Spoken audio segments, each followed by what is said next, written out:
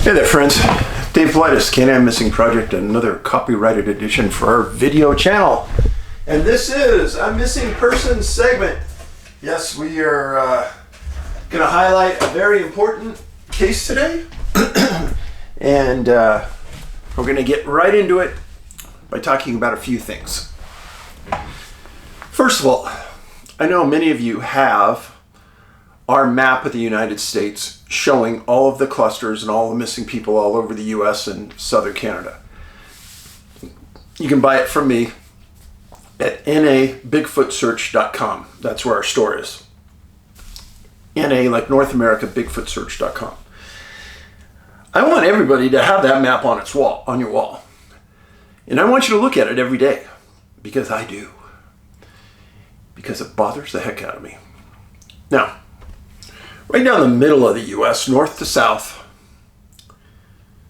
there's an area there where there's almost no missing people. It's a very strange area, and it's bothered us for many years. Several years ago, somebody from the USGS sent me a note and said, Dave, look at this. And it's a map of the Ogallala aquifer. And look where it sits, Dave. Oh, I said, whoa. The Ogallala aquifer sits right in the middle of the United States. Underground aquifer. And the importance of that is, if you've followed me over the years, then I'm not going to sound like a whack job, but if you've watched this movie, Missing 411, The UFO Connection, watch it on Amazon, or you can buy the DVD from me. If you've watched that, you see the importance of the Ogallala aquifer, because it interplays with this movie like this. Now, we were talking about UFOs in the movie, right? I've studied UFOs for almost 20 years. I was a MUFON investigator. UFOs are just not in the air. UFOs are also in the water. And they move through the water at a pace that nothing in our military can keep up. It's almost like there's no resistance to them underwater. It's very strange. And I've read a lot about it and studied a lot about it. When I first got into UFOs, somebody who was not a major player in the UFO arena met me at a conference and said, Dave, I've read what you do. Your work is great, blah, blah, blah. I want to tell you something. This person was a player, but he wasn't like a big-time player. He says, Dave, keep your eyes on the water. He says, we briefly touched on this as a research group, but this is where it's all happening, Dave. I go, what do you mean? He said, UFOs can't hide in the air all the time, can they? No. But where could they hide that you know of that they move through all the time? I said, I guess water. He goes, exactly. And he said, if you look at a map of the United States and you look at all the main river systems, now imagine for a second that those river systems were the underground highways for UFOs. Think about that for a second. Because as they move up the, let's say, Mississippi River, nobody's going to know they're there. Nobody's monitoring the underground movement of what's in the Mississippi River. But then you think about all the fingerlings that come off the Mississippi, or the Missouri, or the Columbia.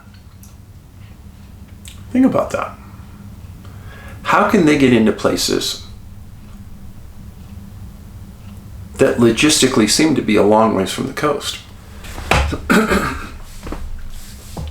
I said, yeah. Well, started to do more and more of the missing people work. And this area down the middle of the United States.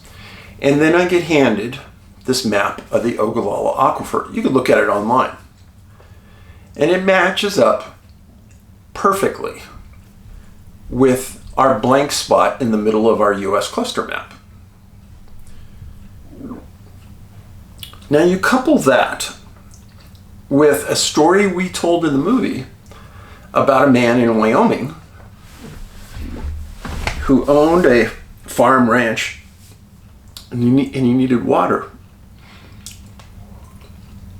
This person said, out of nowhere, these aliens landed on my property and they told me to dig right here. And he wasn't a wealthy man at all. Pretty poor. So he went to a drill company and says, hey, I want you to drill here. They said, no, we won't even do it. There's no water there. That'd be like stealing your money. And he went to another drill company. I want you to drill here. No. Went to 3 drill companies. They all said, no, we're not drilling there because we'd be stealing your money. He eventually goes out and buys an engine off an old tank to drill.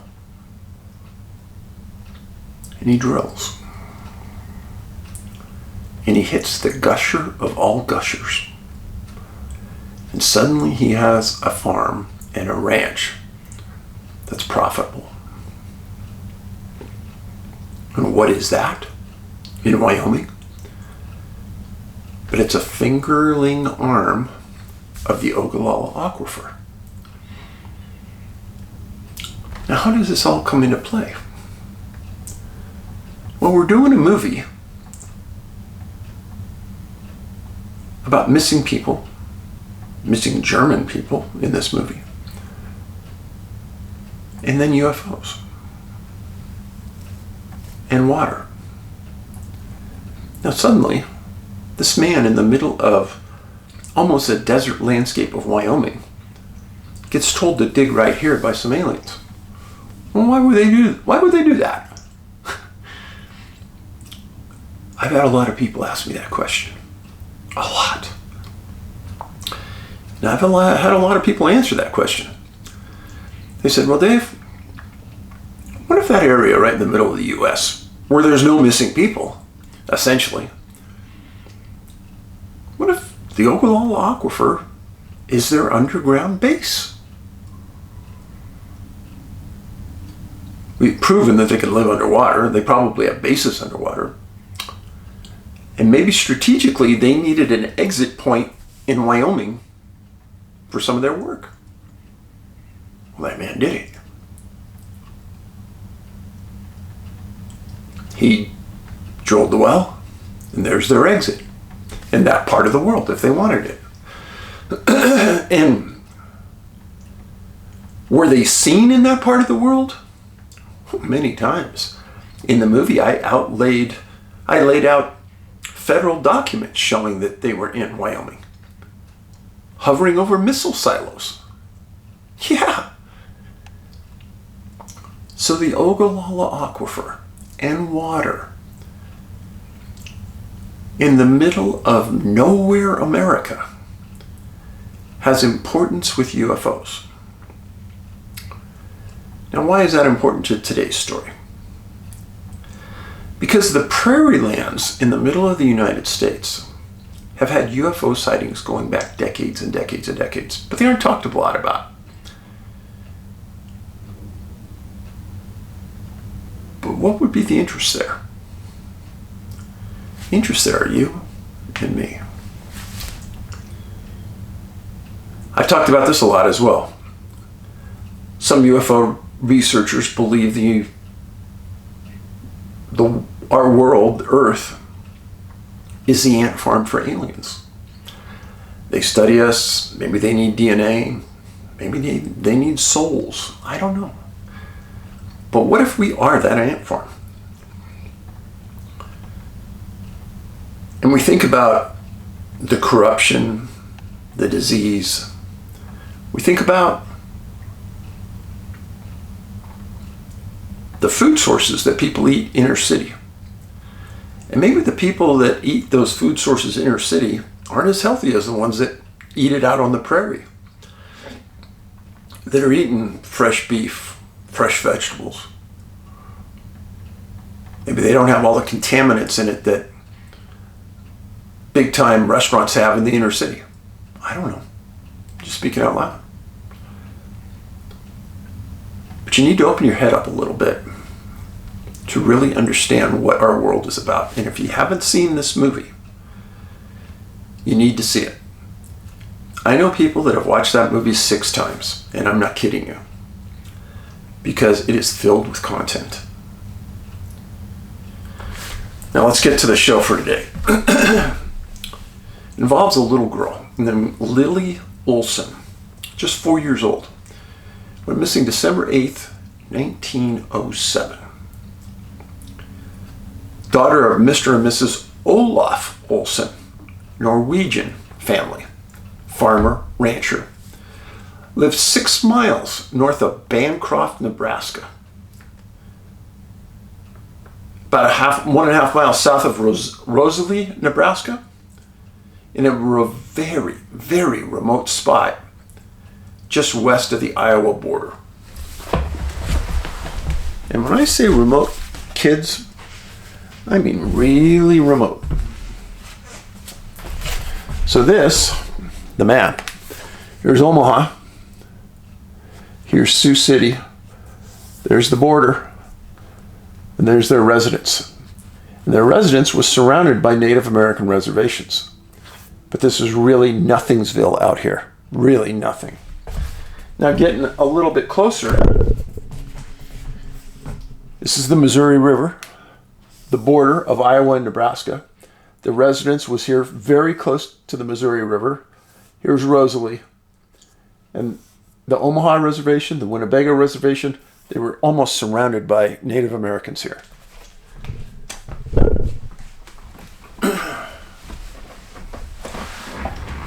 Now the kids on a ranch, if you've never been to a rural ranch and you've never seen their lifestyle, some people may say, oh, you abuse your kids. You expect them to do that? Everybody pitches in on a ranch and on a farm. Everybody gets up at 4 or 5 in the morning and everyone works their butt off. That's just part of life. So on December 8th, 1907, one of the normal jobs for the kids is to go out into the field and drive the cattle back into their pens. Well, the Olsen family had 2 sons, Frank and Hjalmar, and Lillie was their little girl daughter. So on the 8th, Dad says, you got to go out and get the cattle, take Lillie with you. So they start walking out into the fields. On a normal day, they may walk a couple miles, maybe 3 miles, getting all the cattle in. Well, as they're doing this, a light rain starts to fall. And as they were moving the cattle around, the boys were running. Lillie's only 4 years old. She wasn't running real fast. So the boys said, hey, go back to the house. We don't want you to get run over by the cattle. You're kind of getting in the way. She says, okay. The boys say they see her walking back towards that house in the barn that's 150 yards away. And then they go back out and they're bringing the cattle in. Kind of get the scenario, right? Well, the cows are moving in the direction they're supposed to be moving. Eventually the boys get the cattle all in. It's been almost an hour and a half. They get them all in the pens. And Olaf comes over to the boys and says, hey, where's Lillie? Well, she's in the house. We sent her in early. Okay. Hadn't seen her. So he goes in the house. Lillie's not there. Walks around the house. Lillie's not there. Goes out to the barn. Can't find Lillie. Gets with the boys and says, tell me what happened. The boys explain. Said, yeah, we were out there in the middle of the field. Told her to go back. She walked back. Last time we looked, she's walking right for the home. Okay, let's start looking for Lillie. And he assigns one of the boys to go to the neighbor and get some help. So Olaf and Hjalmar are out there looking for the little girl. Well, by the end of that day, they get 50 neighbors in their yard and they're looking all over. Now, the Olsons had a fenced field. Keep their cattle in. And Lillie had never gone outside the fences. She knew that that was her property. She knew those were her calves. And she knew the score. Well, at the end of the day, they hadn't gotten any closer to finding her. And Mr. Olson makes a request from neighbors to everybody, please go get somebody else and show up tomorrow and we'll try to find her. So on December 9th, 100 searchers show up at the Olson house. They arrived early in the morning, many of them on horseback, and they decided to split the property up and that everybody would take an adjoining property as well, and they would search it one by one. And they did that. And then all of the neighbors already knew, so they were searching as well. December 10th, 150 searchers show up now. They fan further out. And law enforcement, a sheriff arrives from Dodge County and does an investigation.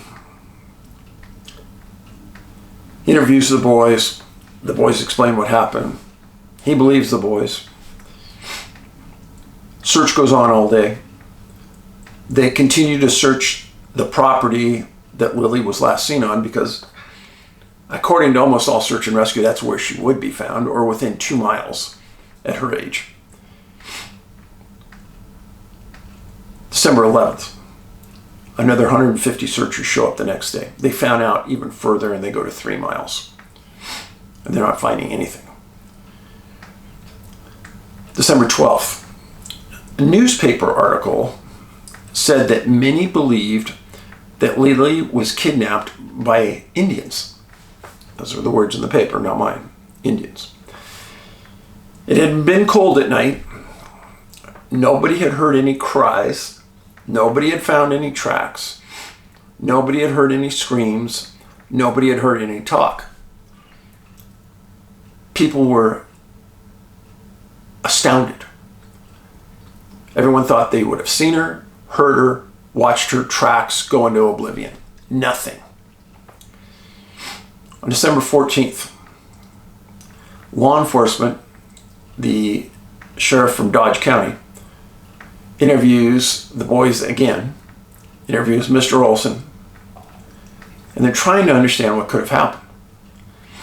Well, they had searched the barn 3 different times because they figured she's got to be in there. Maybe she's sleeping in the hay, something, I don't know. But they searched it, they moved hay, they went through it with a fine-tooth comb. Then they get to December 15th. 800 searchers arrive at the property. The sheriff has them broken up into 6 different groups. And these groups surround the property and are on the property. And they searched areas that have been searched as many as 4 and 5 times. The sheriff stated every inch of ground was covered within 3 miles. People were convinced that Lillie was not within that 3-mile radius. And the focus now shifts to Olaf, the father. And you might think, well, why would that be? So the boys were in the field. Olaf was at the home or in the barn. So the boys and everyone felt, well, Lillie must have went to her dad. Her dad was probably the last person to see her, so he must know what happened to her. But Olaf said he never saw her. So the sheriff continues to search. This continues to go on. Christmas rolls around. The day after Christmas, December 26th. The sheriff shows up at Olaf's house again and says, I want to search the barn one more time. So he and a group of deputies go out there and they find something absolutely stunning. They find a little tongue in the hay in the barn. Everybody looked at it and says, it looks like a tongue to us. Sheriff Bowman asked Olaf if he had killed anything in the barn lately. sheep, cattle, anything? No. The sheriff did a bold move. He took Olaf and his 2 boys into custody for investigation of murder. The tongue was taken into town, looked at by a series of physicians who said it looked like a tongue. Well, they stay in custody for 5 days as this tongue makes the round.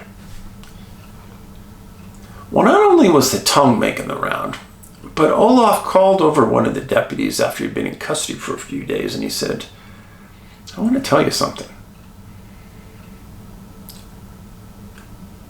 That may be my daughter's tongue. And if it is, she's dead. But I didn't have anything to do with it. And I don't know what happened to her. But just before you guys came over, there was a strange reporter in my barn the day before that wanted to take pictures. I just let him.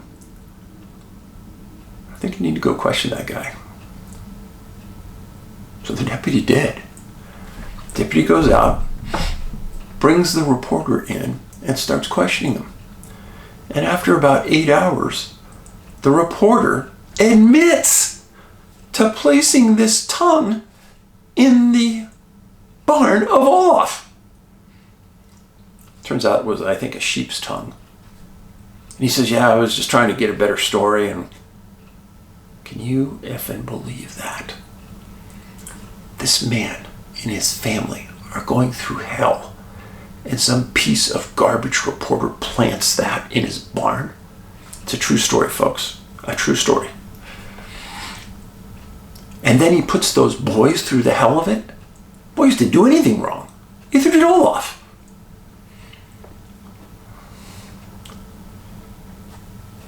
Big headlines in the papers in this area that nobody believed Olaf or the boys did anything to Lillie, even the entire time they were in custody. They were astounded, repulsed, but they also understood because all they knew was that this tongue was found. Now,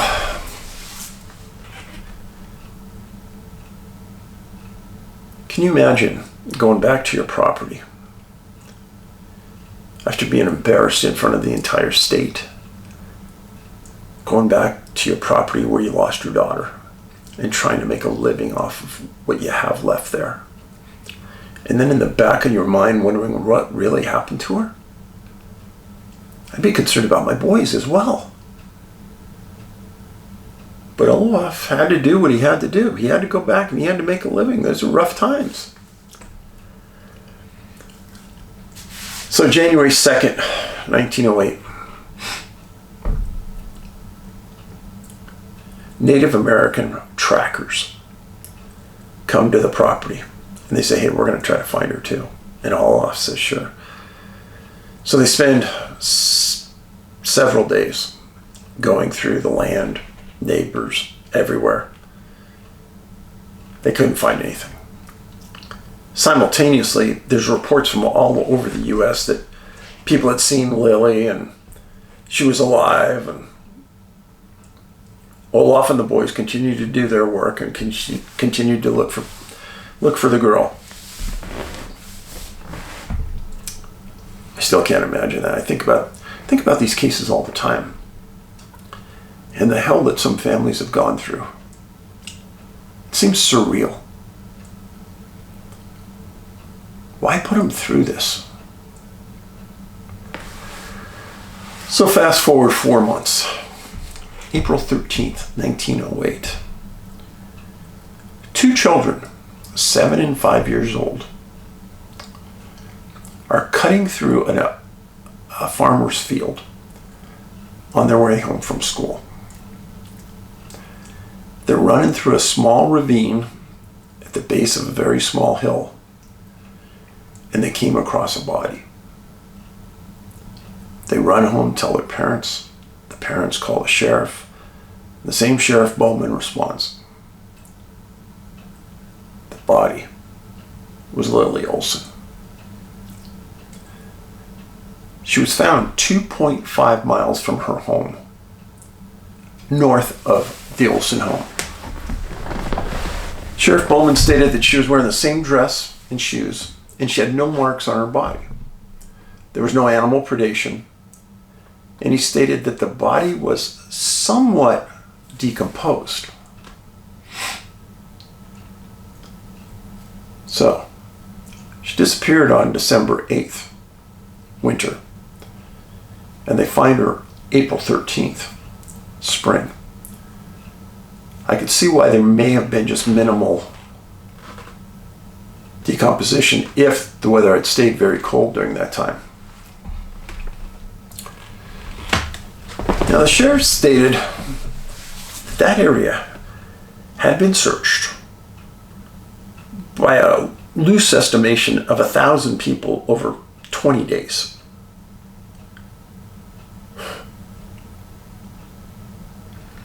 How much do you have to hear this? Do you finally start to believe, well, they couldn't have been there? Okay, so many people can miss a body so many times. How many people can miss it 1,000 times? So the body was taken to the coroner, and the coroner stated that she died from exposure and exhaustion. Let's review this important information. Searchers were in that area within 24 hours.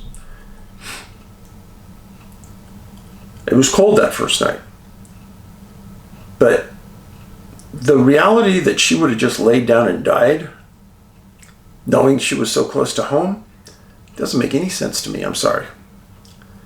She would have been up and moving. People were yelling her name from the farmhouse. Searchers were in the field yelling her name. People should have seen Lillie. Lillie should have seen people. Now you forget one of the other big points. The boys saw Lillie walking back towards their house, 150 yards away. Lillie went the opposite direction, supposedly. If she went the opposite direction, why didn't the boys see her while they were rounding up cows?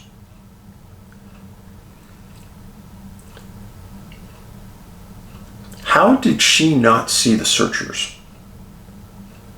How was it that she wasn't found?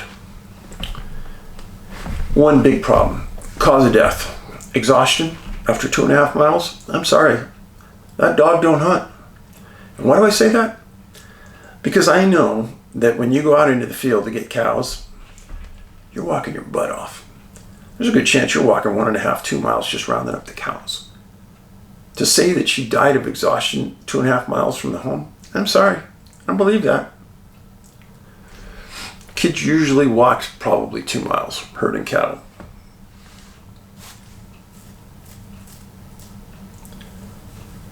When I was writing this up, I thought to myself, would the boys and Olaf would have had the same concerns and feelings about this that I did? Of course they did. And I could only imagine what they thought might have happened. Because the options were very limited back then, and they didn't have the knowledge of the land, air, and sky like we do today, they must have been completely befuddled. And then the 1,000 people that had been searching, what did they think? What about the people that say, I walked through that area? I walked down that hill and through that gully and past that spot. She was not there. What about those people? I've told you about these circumstances hundreds of times now, and I hope it's resonating. I know it's very hard for some people who may be new to this, who can block it out of their mind and say, well, you know, it just happened. How many times does it just happen? How many people have to pass that spot before it's enough for you to say, I don't believe that happened? Whatever happened out there, Lillie Olsen didn't deserve that fate.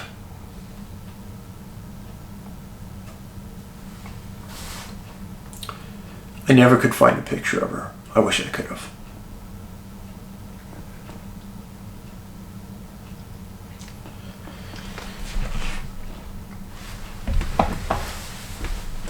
God rest her soul. Paulides out.